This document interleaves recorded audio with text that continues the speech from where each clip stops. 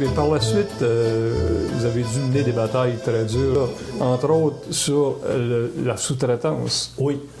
Ça a été un enjeu majeur. Oui, c'était après 76-77, l'Hydro-Québec, là, vraiment, il se restructurait parce que il fallait déréglementer. C'était la déréglementation de l'électricité en Amérique du Nord. Ça veut dire que tu pouvais vendre de l'électricité à la Californie, acheter de l'électricité de la Californie et tout le monde. Et c'était dans l'air. Il y avait beaucoup de monde qui parlait de privatisation.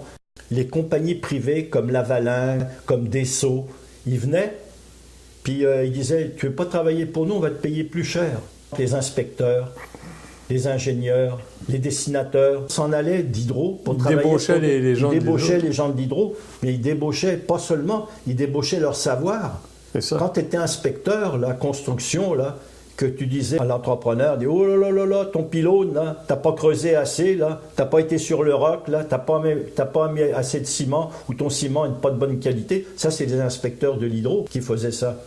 Et à un moment donné, eux, ils s'en allaient, ils partaient avec leur savoir, et à un moment donné, l'Hydro a dit « On n'a plus besoin d'inspecteurs, les compagnies vont s'inspecter elles-mêmes. » Alors, ils s'inspectaient elles-mêmes, et puis c'était pareil pour les ingénieurs et tout. Puis là, on voyait toutes les jobs intéressantes, les estimateurs, par exemple, qui faisaient des estimations des projets, s'en allaient tranquillement, pas vite. Alors là, on a eu peur.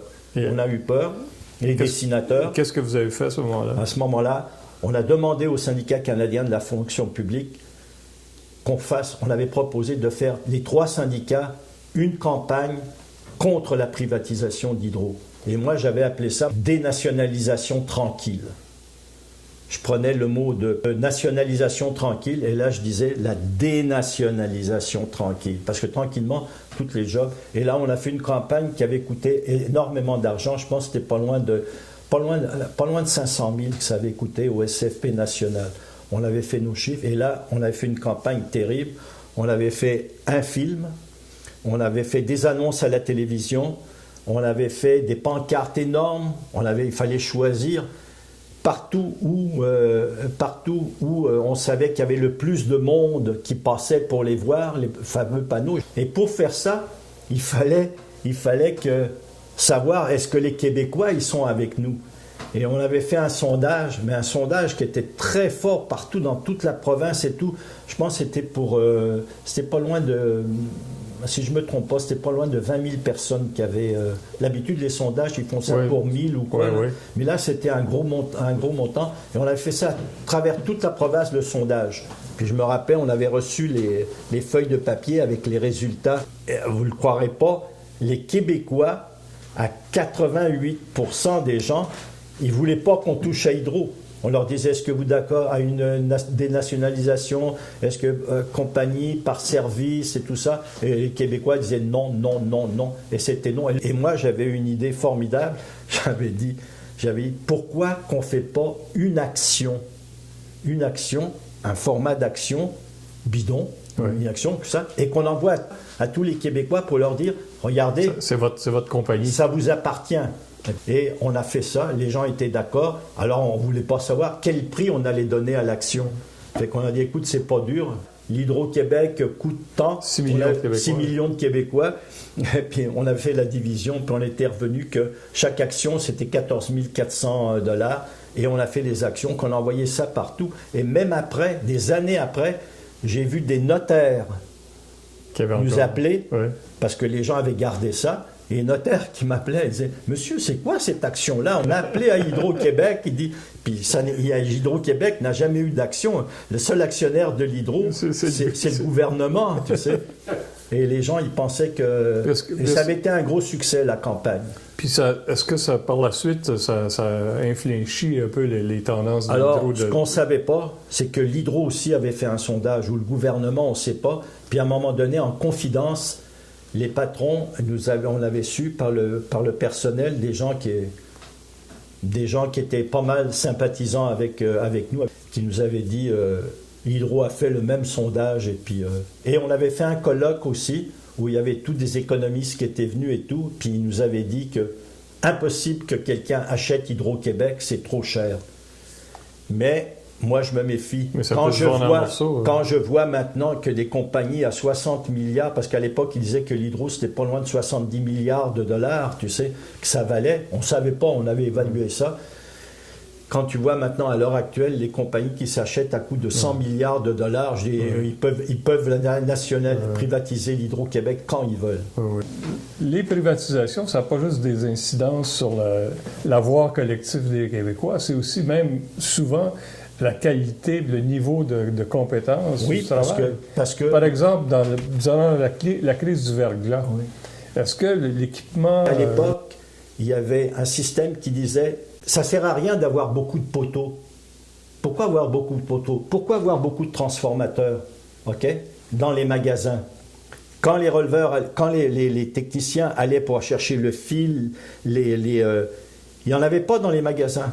Il fallait tous les faire venir. Rappelez-vous, les camions arrivaient des États-Unis et tout avec les poteaux de bois qui étaient tombés et tout. Le matériel, il n'y avait rien. Alors à l'époque, l'idée, c'était, je ne me rappelle plus du terme, c'était que magasin zéro. Ça veut dire, tu n'as pas besoin de garder, ça coûte de l'argent de garder des poteaux là. Donc tu avais un minimum. Mais avec le verglas, là c'était la catastrophe. Et là, ça aurait été utile d'avoir tous les transformateurs, d'avoir tout le matériel là.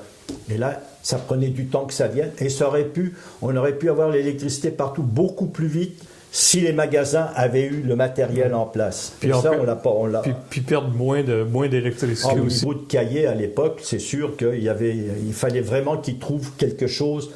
Ils avaient fait appel à une compagnie privée de publicité. Puis alors l'histoire du col, c'était venu ça parce qu'ils avaient dit il faut quelque chose qui vous rattache, qu'on puisse vous reconnaître. Le sauveteur en cas de rouler. C'est ça. Puis c'est resté d'ailleurs. Et nous, au niveau du syndical, c'est rien. Mais savez-vous qu'est-ce qu'il y avait pour les employés? C'est là que ça a commencé quasiment les garderies. Ah oui? Ben ouais, parce que les gens devaient rester au travail. Nous, on s'en allait en skidoo avec des gros trucks de l'hydro. On allait voir les gens sur la rive sud, partout. Puis, ils disaient, ils les obligeaient à rester au travail. N'importe comment, ils ne pouvaient pas retourner chez eux. Correct? Mais chez eux, partout, là, il y avait les enfants. Alors, on faisait transporter les enfants dans les bâtisses de l'hydro. Il y avait des garderies. Alors la madame travaillait ou le monsieur travaillait à Hydro et ses enfants étaient là. Mais pendant ce temps-là, les toits ils s'écroulaient dans leur maison. Ah oui. C'était gelé. Ça ne marchait pas, les fournaises, rien du tout. La tuyauterie pétait, les toits s'écroulaient et tout. Fait que nous, il fallait qu'on négocie comme syndicat. Et les gens disaient « Ah, on va se faire payer en surtemps. » Je dis « Surtemps ?» Je dis « Pensez-y 2 minutes. Vous allez vous faire payer en surtemps et vous allez retourner chez vous avec un toit brisé. Ça va te coûter une fortune pour mettre tout en place, la tuyauterie et tout chez vous. » Alors, il y avait des ententes avec Hydro pour dédommager les gens. Ouais. Puis mais les gens travaillaient 24 heures sur 24, métier, bureau, ça restait là. Hein. Et on avait été aidés par les Américains qui étaient venus. Ça veut dire un temps d'enfer pour les travailleurs. Ils n'étaient pas en col roulé, eux autres. Oui. Mais les gens étaient vraiment motivés. Autrement, ils étaient fiers de faire ce qu'ils faisaient. Il n'y avait pas de... Je ne sais même pas si on n'avait pas signé de lettre d'entente pour ces choses-là. Les gens, ils travaillaient, ils aimaient ça, ils travaillaient et tout. Ouais. Ils restaient là et puis... Non, il n'y avait aucune... Il y aurait pas, on n'aurait jamais à Hydro, là... Oh non, c'était la population, c'était leurs frères et leurs sœurs qui étaient privés d'électricité. C'était pas pour faire du chantage. Oh non, jamais, pensez pas à ça. Les gens étaient fiers même d'être passés à travers tout ça. Oh non, trop fiers. J'ai jamais vu autant de solidarité, moi, encore une fois. Et c'est ça que je dis. Je dis, s'il y a un peuple qui est solidaire et puis sait ce qu'il fait, c'est bien les Québécois. On a passé à quelque... C'était unique, hein, c'était connu dans le monde entier. Moi, tous mes parents m'appelaient pour me dire qu'est-ce qui s'était passé et tout. Ah oui, ça a été médiatisé. Le public va savoir ce qui passe, même si on est boycotté dans les journaux, on va faire notre travail. On veut absolument que le public soit avec nous, puis il l'est avec nous, parce qu'il ne laissera jamais quelqu'un toucher à Hydro-Québec. Ça, c'est sûr et certain. Il ne permettra jamais à quelqu'un de faire une vente de garage avec son acquis le plus solide qu'il a. Maîtriser l'énergie. Apprivoiser le courant. Ce tour de force, les syndiqués d'Hydro-Québec l'ont réussi. Grâce à leur efficacité et à leur expertise, ils ont pu développer notre propriété collective. Aujourd'hui, il faut qu'ils restent assez nombreux et nombreuses pour la protéger. Les syndiqués d'Hydro-Québec, votre ressource naturelle.